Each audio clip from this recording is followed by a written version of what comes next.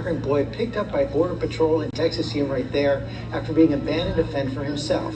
Chief National Correspondent Matt Gutman has the latest. Good morning, Matt. Hey, good morning, George. We don't yet know that little boy's name, but we are learning a lot more about his story. He's from Nicaragua and apparently crossed into the U.S. with a group of migrants, but when he woke up near that barren field that morning, they were gone and he was alone. This morning, this lost 10-year-old boy's terror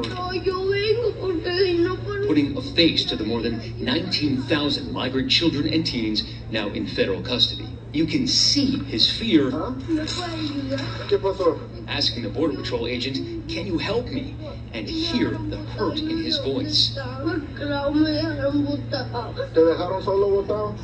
"They left me behind," the Nicaraguan boy sobs to the agent who found him wandering near a barren field near the U.S.-Mexico border in Texas. Through the tears, the boy says he wasn't with his mom or dad.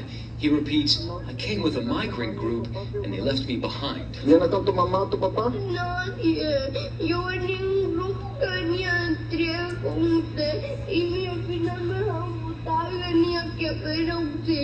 boy telling the agent he was scared of getting robbed or kidnapped.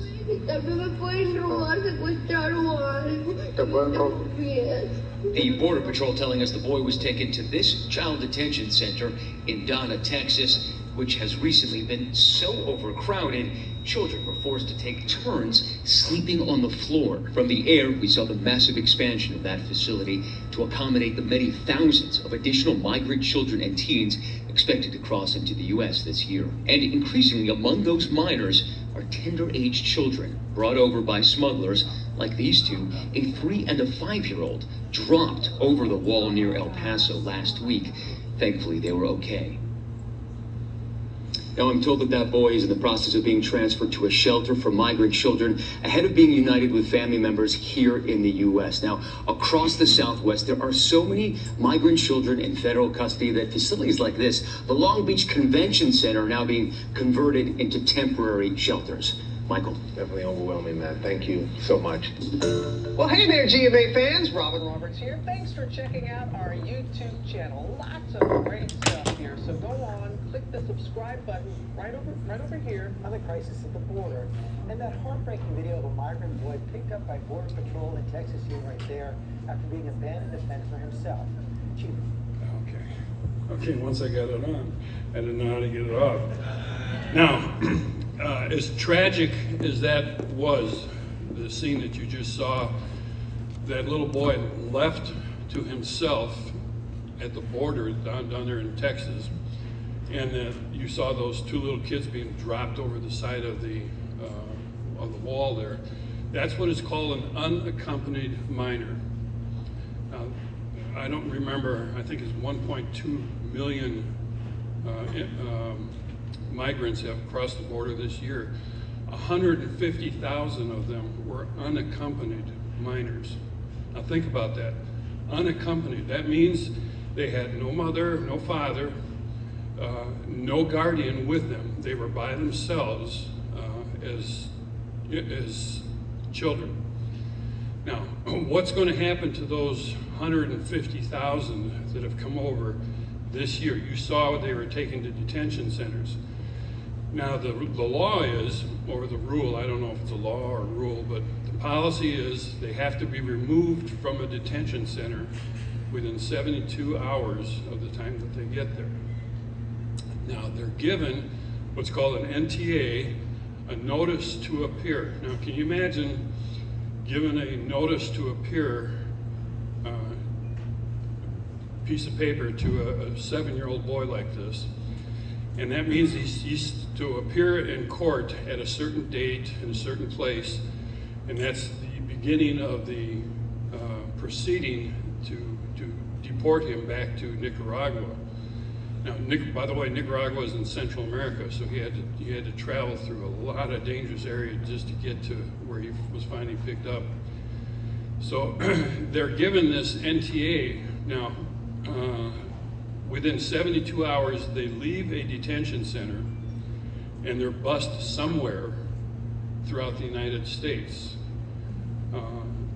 We we know some of the cities where they're taken to, but they're taken somewhere in the United States. Now, this 7-year-old boy, unaccompanied, with nobody to look after him, is taken, and at some point he's handed over to a social worker, and that social worker is it's called the Office of Refugee Reassignment, and they're going to then take that boy and put him someplace.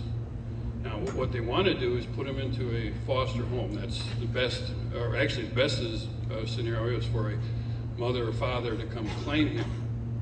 But that just doesn't happen. If a 7-year-old boy is with a group of migrants is wandering through Mexico to get to the United States, there's not going to be somebody here most likely to meet him. So he's going to end up in the foster system. I looked it up. There are about 400,000 children in the foster system in the United States. If we bring another 100, by the way, the foster system is greatly overworked. You talk to anybody that is in that system, works for them, they just don't have enough time or personnel to deal with all the problems that they have. So you add 150,000 to that 400,000, you got some serious problems. But those children then, unless somebody claims them, those children will stay in the foster system until they're age 18, and then they are released on their own at age 18. Now, can you imagine with no one to love them, no one to really guide them, no one to help them, no one to get them an education, no one to be a mom or dad to them except the foster system, which, and I know they do their best. My son has foster children, but when they're 18, they're on their own, and they're just turned loose into society. Now you wonder where these gangs are getting their members from. They're providing love and security. They're providing education, if you will, their form of education to these kids. And the 150,000 kids that are coming over the border this last fiscal year, 2020, 2021, those kids are the ones now that are being released into society, and it is very likely that they are the ones that are going to end up to be trafficked in somewhere in the United States.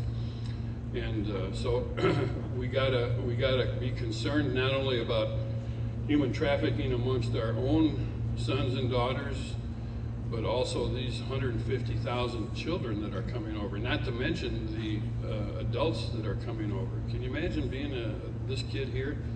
Where's his future? Yeah, it's going to be in the hands of probably a trafficker or a gang leader. And that's one of the reasons why we have this organization. Now, it's difficult to get people to buy into helping an organization like ours, to donate money and to work, to provide a means to end trafficking. And the reason is we don't really see it like it really is happening. This just is a small snippet of what's going on at our border. Right now, as we sit here in the banquet, they're crossing the border in the middle of the night. And so we've got a lot of work ahead of us. Okay, I'm gonna